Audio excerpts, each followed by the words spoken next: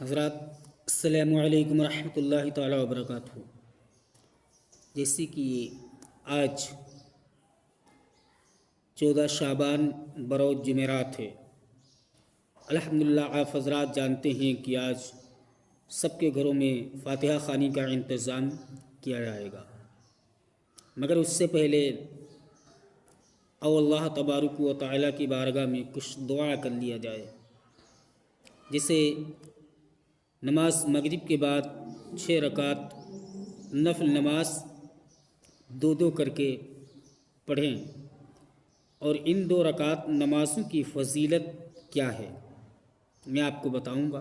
اس سے پہلے میرے چینل کو سبسکرائب کریں اور زیادہ سے زیادہ اسے شیئر کریں، تاکہ آج ہی 14 شعبان ہے اور 15ویں شب ہے، تو آج ہی اسے بعد نماز مغرب 6 رکعت نفل نماز ادا کرنا ہے۔ اس کی فضیلت کیا ہے؟ تو حضرات سب سے پہلے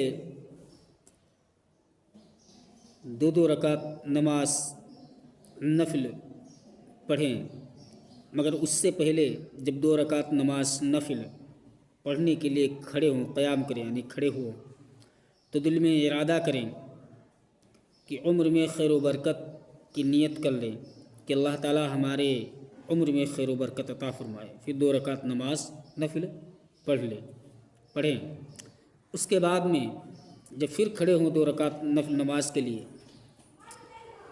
تو پڑھنے سے پہلے بلاؤں اور مصیبتوں سے محفوظ رہنے کی نیت کر لیں، دل میں نیت کریں، اور اس کے بعد نیت کر کے نفل نماز 2 رکعت کی باندھ کر کے 2 رکعت نفل نماز پڑھ لیں۔ اور اس کے بعد میں جب تیسری مرتبہ 2 رکعت نفل کی نماز کے لیے قیام کریں، کھڑے ہوں، تو دل میں اس سے پہلے دل میں نیت کر لیں کس چیز کی؟ مخلوق کا محتاج نہ ہونے کی نیت، یعنی کہ مخلوق کا محتاج نہ ہوں، اس کے دل میں ارادہ کر لیں، نیت کر لیں، اور پھر نماز نفل ادا کریں۔ یہ آپ کی 6 رکعت نماز ہو گئی۔ اور ہر جب 2 رکعت پڑھیں تو دل میں ارادہ کرتے رہیں کہ اللہ تعالیٰ گناہوں کو معاف کر دے، اللہ تعالیٰ محتاجی کو دور کر دے، اللہ تعالیٰ بلا اور مصیبت سے محفوظ رکھے اور کسی کا محتاج نہ بنائے، اللہ ہم لوگوں کے گھر والوں کی مغفرت فرمائے، بخشش فرمائے، یہ ارادہ کریں۔ اور جب یہ 6 رکعت نفل نماز پڑھو، اس کے بعد میں 1 مرتبہ سورہ یاسین شریف کا ورد کریں، اور اگر سورہ یاسین نہیں یاد ہے تو اس کے باوجود میں 21 بار سورہ اخلاص یعنی قل هو اللہ شریف پڑھ لیں، اور درود پاک پڑھ کر دعا کریں۔ اللہ تعالیٰ ہم لوگوں کی دعائیں قبول فرمائے۔